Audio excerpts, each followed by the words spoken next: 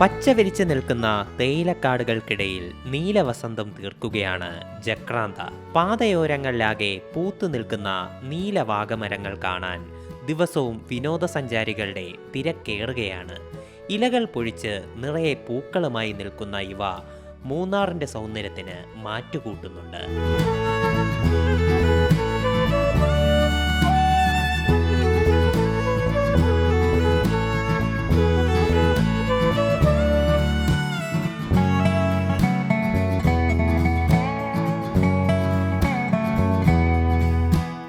ബ്രിട്ടീഷുകാരുടെ കാലത്ത് മൂന്നാറിലെ തേയിലത്തോട്ടങ്ങളിലുണ്ടായിരുന്ന ഉദ്യോഗസ്ഥരാണ് ജക്രാന്ത മരങ്ങൾ നട്ടുപിടിപ്പിച്ചത്.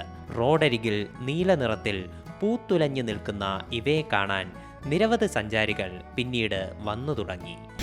ഇവിടെ ഒരു 2-3 ദിവസത്തെ ട്രിപ്പ് പ്ലാൻ ചെയ്തിട്ടാണ് ഞങ്ങൾ എത്തിയത്. ഈ റൂട്ടിന് ഞങ്ങൾ ആദ്യമായിട്ടാണ് വരുന്നത്. ഞങ്ങളൊരു 3-4 പേരുണ്ട്. രാജമല കഴിഞ്ഞിട്ട് ഇങ്ങോട്ടുള്ള റൂട്ടിൽ ആദ്യമായിട്ടാണ് വരുന്നത്. അപ്പോൾ ഈ സ്ഥലത്ത് കൂടെ വന്നപ്പോഴാണ് ഈ മരം, ഈ വയലറ്റ് പൂക്കളുള്ള മരം കണ്ടത്. അപ്പോൾ നിന്ന് ഞങ്ങൾ നോക്കിപ്പോയി. അത്രയേറെ ബ്യൂട്ടിഫുള്ളായിട്ടാണ് കാണുന്നത്. ഒരു പ്രദേശം മുഴുവൻ ഇങ്ങനെ വയലറ്റ് കളറിൽ വലിയ മരം പൂത്ത് നിൽക്കുന്നത് കാണാൻ നല്ല അഴവുണ്ട്, നല്ല ഭംഗിയായിട്ട്. ഇവിടുന്ന് ശരിക്കും പറഞ്ഞാൽ അത് ഫോട്ടോ എടുത്തിട്ട് മതിയാവുന്നില്ല, പോകാൻ തോന്നുന്നില്ല, അങ്ങനത്തെ ഒരവസ്ഥയാണ്.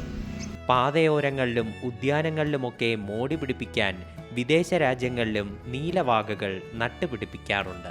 മൂന്നാർ ഉദുമൻപേട്ട അന്തർ സംസ്ഥാന പാതയിലാണ് ഇവ വ്യാപകമായി പൂത്തു നിൽക്കുന്നത്. വേനൽക്കാലം ആഘോഷമാക്കാൻ മൂന്നാറിലെത്തുന്ന സഞ്ചാരികൾക്ക് ഫോട്ടോഷൂട്ടിനും റീലുകൾ എടുക്കാനും പുതിയൊരു സ്ഥലം കൂടിയാണ് നിലവിൽ ലഭിച്ചിരിക്കുന്നത്. C Malayalam news, Idukki.